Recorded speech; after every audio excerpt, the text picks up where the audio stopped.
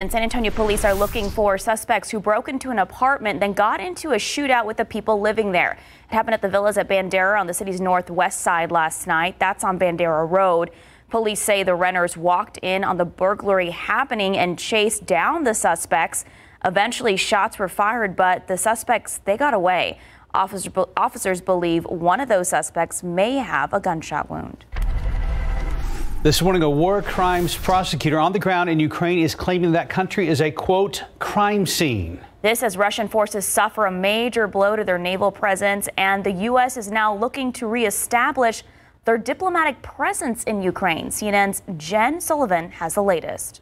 A painstaking and painful search for bodies in the ruins of a bombed residential building in Ukraine. A once peaceful place is now piles of rubble littered with memories. People who used to live in the building watch with tears in their eyes. Meanwhile, Russian forces are reorganizing their military masses in eastern Ukraine after pulling back from the Ukrainian capital of Kyiv. The United States and a number of nations are now pledging to move their diplomatic presence back into the country.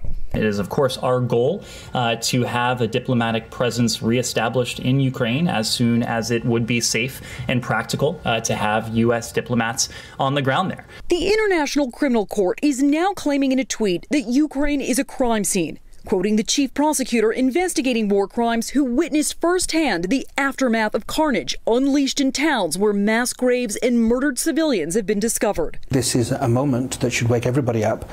This as the flagship of Russia's Black Sea Fleet has now sank into the ocean. Russian forces say the ship was catastrophically damaged by a fire that triggered an explosion of ammunition on board. Ukraine's national security advisor says it was hit by two powerful Ukrainian-made missiles. We certainly we're not in a position to officially confirm independently what exactly led to the ship's now sinking, but we're also not in any position to refute the Ukrainian side of this. I'm Jen Sullivan reporting. U.S. Food and Drug Administration has approved its first COVID-19 breath test. The agency says the test spots chemical compounds associated with COVID infection and can give results in less than 3 minutes. It's made to be used in medical offices and mobile testing sites and is about the size of a piece of carry-on luggage. A study found the breathalyzer accurately identified positive samples more than 91% of the time and negative samples nearly 100% of the time. A clash between Israeli security forces and Palestinians ends with at least 67 Palestinians hurt. The Israel forces entered a mosque compound in Jerusalem before dawn today as thousands of Palestinians were gathered for prayers during Ramadan. Israel said its forces were there to remove rocks and stones that had been gathered in anticipation of violence. The holy site has often been the epicenter of Israeli-Palestinian unrest.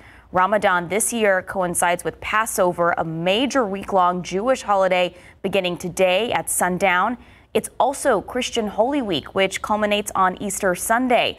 The holidays are expected to bring tens of thousands into Jerusalem's Old City, home to major sites sacred to all three religions. The death toll from a tropical storm in the Philippines has risen to at least 137. At least 28 people remain missing, while 8 others are reported injured. So far, close to 1.7 million people have been affected by the storm, with over 300,000 now displaced because of it. Authorities have said evacuation centers have been set up to house those who are now without a home. 436, about 64 degrees.